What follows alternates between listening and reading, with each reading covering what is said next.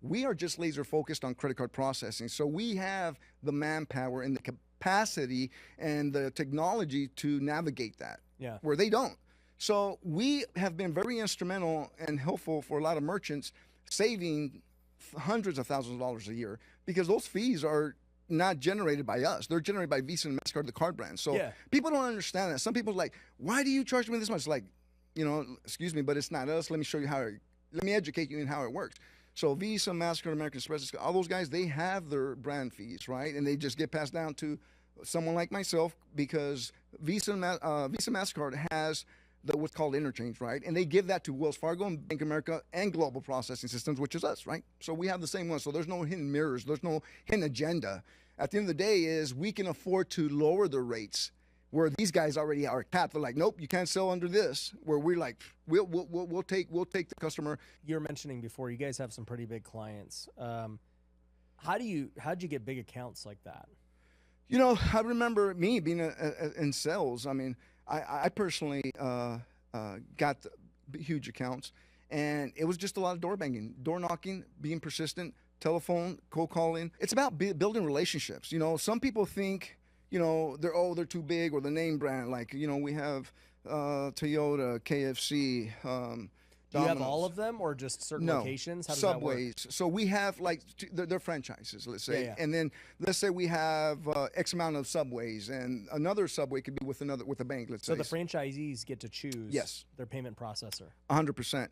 And at the end of the day, what we do, Ryan, is we say, okay, you're with ABC company, and then here, let me show you a proposal at no charge with our company, and we show the savings, and they're like scratching their heads, like, nothing changes, just you're saving money, or you're passing it on. They're like, wow, this is a no-brainer. So we educate the customer, which obviously that's not their space. They don't understand it, how the mechanics work, and that's where we come in as more as a consultants. But at the end of the day, yeah, we're in sales, but yet we're selling a service and a product in ourselves in the company, right? But also, it's a win-win situation. It's not just one-sided. Yeah.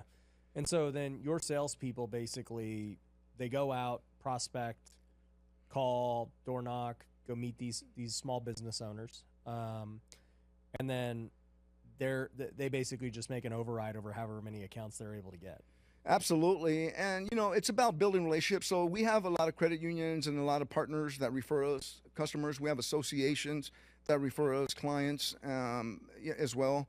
Let's say, for instance, you open up a pizza shop and you belong to XYZ bank, and they don't have the fundamentals. So we have contracts with the bank that they refer the clients to us, and then we get a hold of the client and then set them all up from A to Z. I'm talking about from installation to training their staff, to putting their menu in there. So, I mean, it's pretty robust what we do, and not everyone does that. Like, the banks will not do that. I mean, let's say, for instance, you have a credit card machine or a POS system, right, point of sale Clover from the bank. You call that 800 number, and no one from the bank is going to get off their butt to go help you fix that problem. No. So, exactly. So they're like, oh, call this 800 number and they'll help you. Well, guess what? That 800 number will derail you to another place and yada, yada. By the time someone gets there, that's where they get frustrated, because we're just laser focused on that. So we have feet on the street that'll go out there, replace it, and then handheld the customer. Got it. Okay. So, I mean, I understand the business. I understand the appeal of a salesperson, right? It's like, we closed a deal. Cool, I get paid. Now I got to go hunt another deal. I see the appeal of something like this, where it's like, well, no, dude, you're going to close. If you can go get 100 accounts, they're going to pay you every month. It kind of gives a salesperson more stability of recurring revenue. Sure. Absolutely. Ryan, we have a lot of sales people who have been in other types of sales, right? And it's not like you sell a car, you get your commission, you leave, or it's not like if you sell a property, you get your commission and leave, right? At the end of the day, unless you own that property, then there's revenue, right? But if you have a customer, and it doesn't matter what type of business it is, as long as they're swiping credit cards, there's recurring revenue every month. And the beauty of it, if they process any type of card, it doesn't matter if it's Visa, Discover, American Express, ATM, debit, whatever it is. Yeah. So there's a revenue ongoing with that.